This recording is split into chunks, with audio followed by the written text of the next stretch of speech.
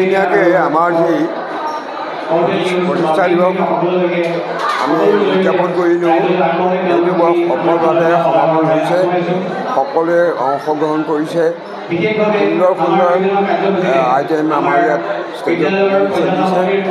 গতিকে মই বৰ উল্লাসিত হৈছোঁ যে আমাৰ সকলোবিলাক ল'ৰা ছোৱালী, আমাৰ অফিচৰ মানুহ, মিডিয়া পাৰ্চন সকলোবিলাকে আমাৰ সহযোগ কৰিছে কৰি পেলাই অনুষ্ঠানটো এটা জয় জয়ময় কৰিছে।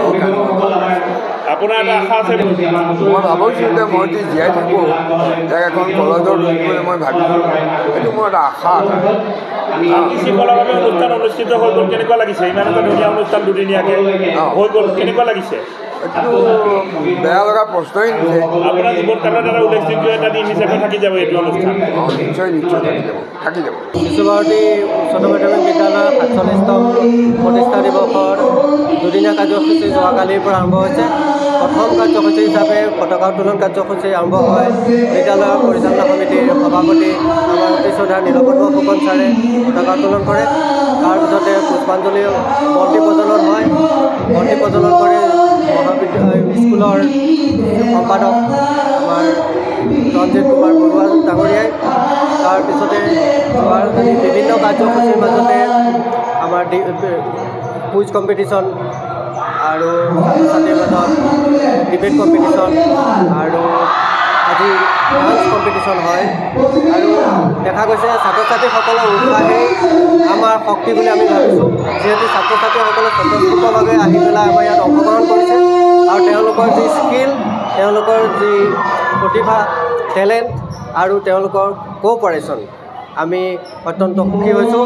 আৰু ই আমাৰ আজি যি বঁটা বিতৰণি অনুষ্ঠান হ'ল তাৰ লগতে আমাৰ এই বছৰ ২০২৪ বৰ্ষত আমাৰ বিদ্যালয়ৰ পৰা প্ৰথম হায়াৰ ছেকেণ্ডেৰী পৰীক্ষাত অৱতীৰ্ণ হোৱা ছাত্ৰ ছাত্ৰী সমূহ ছাত্ৰ ছাত্ৰী উত্তীৰ্ণ হৈছে। ৪৭জন ছাত্ৰ ছাত্ৰী আছিলে, ছায়েন্সত ৮গৰাকী ছাত্ৰ ছাত্ৰী আছিলে, গোটেইকেইজনে উত্তীৰ্ণ হৈছে।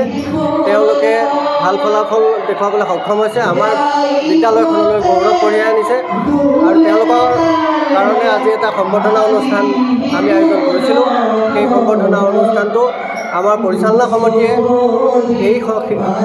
তাৰ লগতে সংগতি ৰাখি আমাৰ শিক্ষাগুৰুসকলকো সম্বৰ্ধনা জনোৱাৰ ব্যৱস্থা কৰিছে।